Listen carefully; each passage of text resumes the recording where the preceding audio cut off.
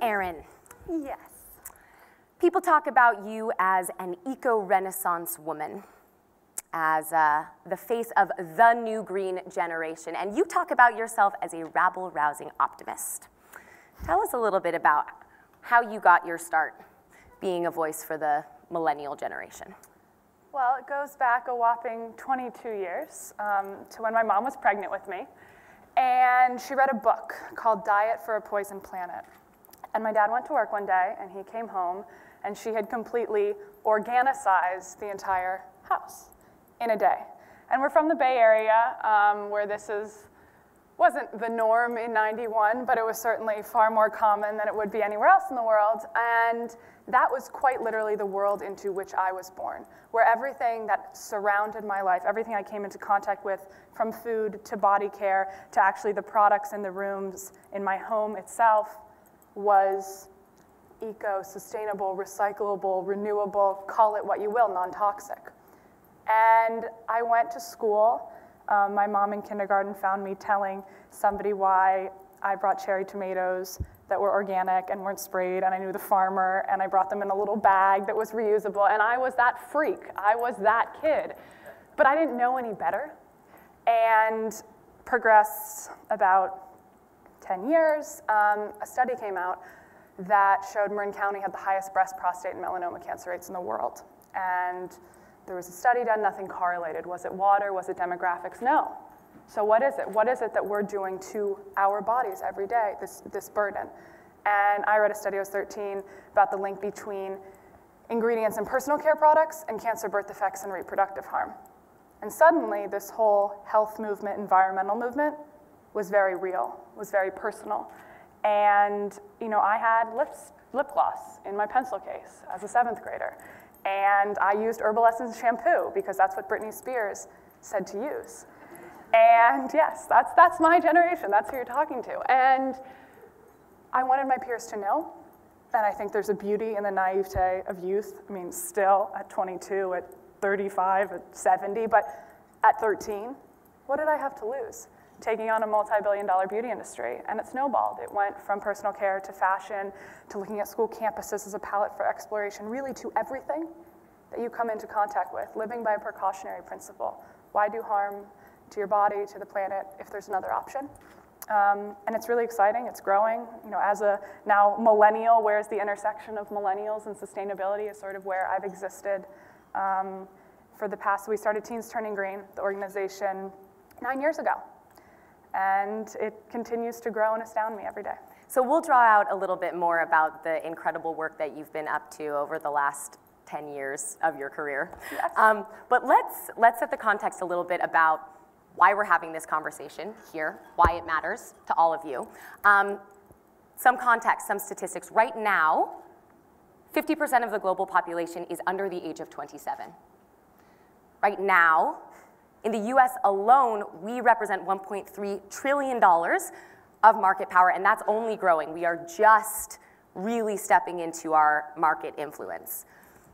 Talk a little bit about what excites you about that, where you see the opportunity in terms of our generation really, really coming into influence. Yeah, and you and I have talked about this, and I'm sure all of you have heard it, that we're sort of polarized. We're either these super active, brand-loving, environmentally aware young people that are ready to do anything to make the world a better place, or we're slacktivists. We don't care.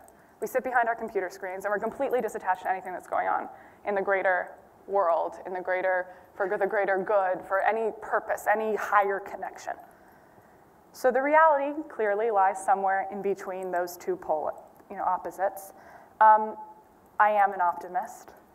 I do maintain hope, and I have seen, because we have grown up in this time where climate change is real, words like natural capital that we were just hearing about, we understand that from a very young age. So what does that mean for us as consumers? Well, what I've seen from my experience in the US and abroad, and I think we'll sort of suss that out, is that we're ready. Our generation wants to do better, both as consumers and as employees, that we understand these problems are real, that they're pressing. but we don't always know where to go. We don't always know what to do. And spoon-feeding us information, also products and practices, is required for us really to shift the way that we're doing things. So better is a word that you really like to use. I've heard you use it, better, matter. You talk a lot about the opportunity for companies to matter to us. Yeah. Talk a little bit about that. What does that mean? I think you hit on some of those stereotypes there, that we're awake, that we're conscious. Equal end of the spectrum is that we're lazy, we're slacktivists, right? Like, what do we care about? What are the values? What do they need to understand in order to reach us? So, meaningful brands. I'm really fascinated about the way that a brand enters my life, because right now, I like your brand on Facebook, I follow your brand on Twitter the way that I would a friend. So what is it that I expect of you? What is it that I need to know in order to feel comfortable engaging this relationship? Well, it's similar things that I want to know about a friend. It's similar things that I want to know about someone that I let into my life in any intimate way. So, how this idea of values and missions of a company is like ethos of a person. What's your history? What's your family? What's your background? Well, if you're a legacy brand, tell me about it. Where do you come from? And it's this idea, we have so much clutter and so much information coming our way that what I remember is that human connection, those values. So it's the alignment of value and values. But I really, truly believe that we're looking for companies to deliver on so many more categories than ever before, but that connection, that's what makes something worth sharing. That's the content that hits you. And so it makes you want to share it, it makes you want to talk about it, but it also makes you interact with it on a very real and personal level. And that is ultimately what drives, authenticity. I hate this word, but that's a real connection. So talk about that a little bit, because I bet you that that's something a lot of the people in this room have heard, that not only are we expecting to be engaged in new ways, in mutual two-way interactions, like, what does that mean to really engage us in ways that matter to us, and in ways, what I've also heard you talk a little bit about is a sense that when we're investing our dollars in their products or services, that somehow that's making the world a little bit better, that it's improving our lives and the broader world, because that's something that we care about. Like, give us some examples of that. What does that look like done well? Who's doing that well? I think, so I spent a lot of time, I lived in Western Africa, and spent a lot of time traveling the continent, and CocaCola, brand drop, CocaCola popped up with these water stations where they were purifying water. Everyone loved Coca-Cola because of that. Everyone talked about Coca-Cola. People gathered at the Coca-Cola stations. People's lives were tangibly and massively improved because of this water station that was branded with Coca-Cola. But for them, it was this service. And I think you've seen that, somebody, be it Unilever, Paul Pullman's Mentorship, hand washing day. Global Hand Washing Day. What does that mean? Well, for people around the world, that means sanitation. That means the end of health epidemics. That's a serious improvement of their lives. What are they using? They're using soap. Who's the soap made by? Unilever. But guess what? They're learning a habit that they incorporate into their daily life. So is it a branded habit? Is it a branded place? Yes.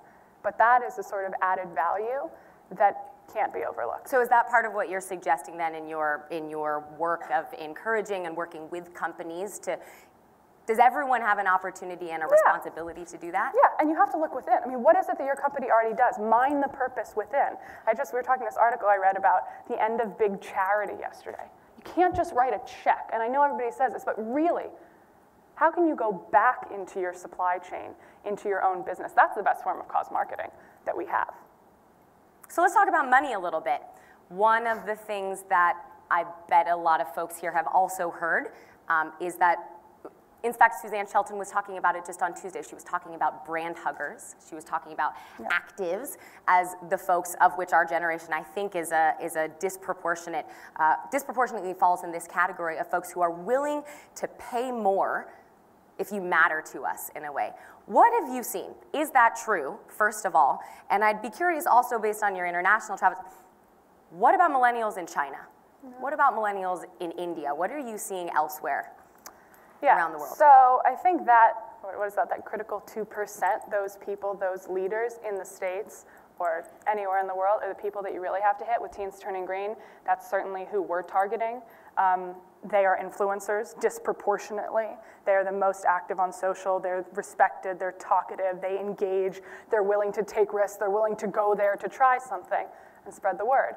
So those people, yes, their buying power, from what I have seen, they are willing to spend more. Right, but that's 2%. That's right, that's tiny. Right. But in terms of messaging, I think that that's critical. So get that. Then, I mean, there's a lot of people, I think more than price, and price is an issue, accessibility is a massive issue. People don't know where to go. They don't know what to get. It's not readily available for them. And we see that popping up on college campuses all across the US. We do a Conscious College Road Tour.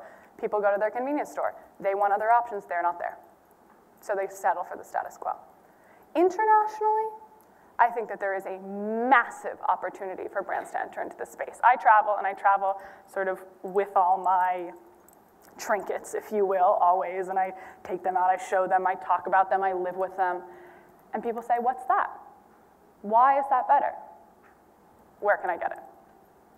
What is it? Why is it better? Where can I get it? And then they can't get it. So the conversation sort of ends. Or they say I can only order it, but it costs $60, $80 to ship in. When I went to, use another example from Ghana, I went to Ghana and I got there, and I was driving around the city on one of my first days, and I saw all of these plastic water sachets just littering the streets everywhere. I said, somebody's got to be doing something about this. This is like the tree hugger in me. There's plastic everywhere. It's single waste. What's someone doing? And I found this man who had a company, and he was employing Ghanaians to go pick up the bags. He was washing them using reclaimed water, drying them, harnessing the power of the sun, and stitching them back together and selling them. He had this business. They collected 10 million sachets in a matter of a couple of years. And I went to him and I said, so where's your education component? He said, what? I said, well, I understand that this is your raw material, that you benefit from having this littering the streets, but you're in this for the greater good, as are we all, so what are you doing to change this habit? He sort of shrugged. So I took it upon myself to go around to schools in Accra, and I implemented a citywide recycling program in these schools. But I started it by walking in with a bag to a classroom, and I said, hey guys, and they think like, oh, international aid worker, great. I say, do you drink water? And they're like, yeah. How do you drink water? Oh, the sachets. That's what they're told to do. And I said, well, what do you do after you're done with them? I just got these blank stares. No one had ever made this connection, this cause and effect. That's so simple. But no one had ever drawn the line for them. And they sort of said, I don't know. I said, well, do you ever see them again? The wheels start to turn. Yeah. It was outside my grandma's house in the gutter, and then the rain came and it flooded the property. Oh, I went to the beach and my feet got caught up in them in the ocean. Suddenly, these kids that have never had any sort of environmental education, no green infrastructure, no knowledge of what conscious consumerism is, got it. Visceral response. And every single time, they ran outside and came in with armfuls of bags. What can we do? So I get that. I love it. I am also very passionate about education. What does that mean for these folks? It means that you have to go and meet them where they are. There aren't options in the realm that I've seen of mass market, international availability of products that have a sustainable benefit. Okay, so meeting us where we are, let's talk again then about the difference between North American millennials and millennials elsewhere in the world. Those kids, they're not going to be found on Twitter. No. Right? So but SMS, absolutely. Mobile technology, that little thing, that iPhone, it's not, I mean, you talk about digital here, there, wherever. Computers, websites, I mean, sure, you can create a great gamification platform. Some people might come. Let's talk about... But you have to come to... Let's talk about being digital natives. Yeah. Let's talk about being digital natives. The me generation. That Time magazine article. I'd like to say that's not true. I would too. Talk about it. Well, a friend of mine, you guys, selfie. Selfie was the Oxford word of this year. Me, selfie, selfie, selfie. Well, my friend came up with this new thing he's calling an Ussie. And an Ussie is a photo of you with your peers. And I think I've seen that our generation is so much more apt to embrace collaboration. So yes, we have the sharing economy. We recognize limits of natural resources. We also recognize limits of economic resources. Let's be real. We have the most debt, the highest unemployment. I mean, this is, and space. It's so many things. You know, all the problems in the world are sort of going like this, if you look at a graph, like this uptick. And where does that leave us? Well, in the need to join forces. I think you see that in a resurgence of entrepreneurship, people coming together to solve problems. You know, trades. Wait, you mean like us? Like you and me. Wait, like us? Okay, wait, let's take an Ussie. I think it's a moment for an Ussie. Should we flip around? And I think because we know that you've all got our backs, we're gonna take it this way and tweet it. Oh, ready? Everyone smile. That's it. So talk about that a little bit more while I tweet this. Yeah, no, I'm really excited. I think that we're just so much more prone to collaboration. There's not that need for ownership. Maybe it's because all of our lives are out there anyway, so somebody's gonna find it, so we might as well share. Let's talk about that, the sharing economy, the collaborative economy. There is a lot of disruption that's happening right now around what have been standard business models. What's the opportunity for business and organizations, for that matter, to play to meet us, to capitalize on this new emergence of the way that we're working together and the way that we're leading civilization? Yeah. I mean, I think it's really fun. It's a new frontier. They all are. But for me, it's another way to convince us that you are not just all about a bottom line. Profit's not a dirty word, but I think it's one of the highest percentages I see over and over again, over 90%. Millennials believe that business needs to stand for something more than profit. And I think that a sharing economy is a perfect way to do that. I've seen the example as old as it comes, but the Patagonia Black Friday, do not buy this jacket ad. I've never seen something shared more across. So what do we want them to stand for then? Well, my favorite word is good. We talked about this multifaceted good. What's your purpose? It's sort of how I feel about, back to that 1 second, but like, what's the largest problem in our world today is apathy. What's the largest problem with corporations is they don't have a purpose. Or you look so far outside yourself to find a purpose, and you ignore the actual DNA of your company. And I just want everybody to get back to basics and to reverse. I think that we uneducate children away from our human instincts, and we uneducate business. Business is here to solve a problem. You're here to address a need. But now we're doing so many other things that are polluting that space, literally and figuratively. What about thinking about us moving away from consumers as employees? What insights can we glean? What's to understand about us as employees, what we're looking for, what we want to be working in service of, how we want to be engaged? Okay, first, that you have to stand for a higher purpose. We asked about that you have to be open to, social media policies, that we do share everything. Something that I think is often overlooked, so we are, the me generation, and people are saying, we're not even just rewriting the rule book, we're taking the rule book and throwing it out the window in terms of our career, our trajectories and whatnot.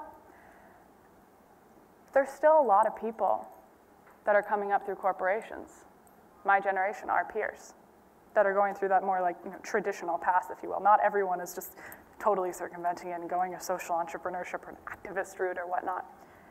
And I think that we're desperate for mentorship. And I'm looking around the room right now. I don't know if I'm the youngest person, but I'm certainly among the youngest person. But there's a lot of me that are sitting back in all of your offices that have a lot to offer. We have skill sets that are in our blood that have never been in a generation of entry-level employees in history. But we also have a lot to learn. And there is a respect, an intergenerational respect. And it's beautiful. And I'm really excited about that prospect of partnership and mentorship and sharing. So what does it look like then? 15 years from now, we meet back here. We're both running something. We're sitting on this stage and we're talking about how we got it right. both in terms of working together across generations and both in terms of our market influence. What does it look like to you? What are you working for? What is that vision that wakes you up every day knowing that we can get it right, Erin? So I'm an eternal optimist, right? I really do believe that we can do it right from the start, that it's up to us to educate younger people. So education is paramount. What are you doing for people that are less than half my age? You know, my favorite thing is to work with elementary and middle school students. That is the hope. That's the future. So how are we influencing them? I want to come back here and know that those kids, you know, the kids that are 15 in 15 years, that they know it's possible, that we've done it right. Righter. It's an ever-evolving path, right?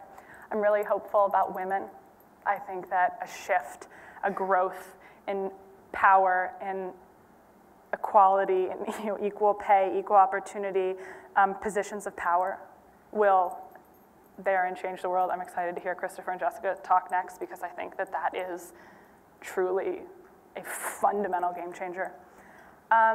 Integration is a word, we were talking about visionary leadership and integration as two themes. Not into either of those things. That we're really excited about. A visionary leader can change the world. That's the spark that all of us need. And integration, how do we take all of these interdisciplinary efforts and merge them, but also integrate them into our lives? That relevance and that really tangible accessibility. Let's get it done. Thanks.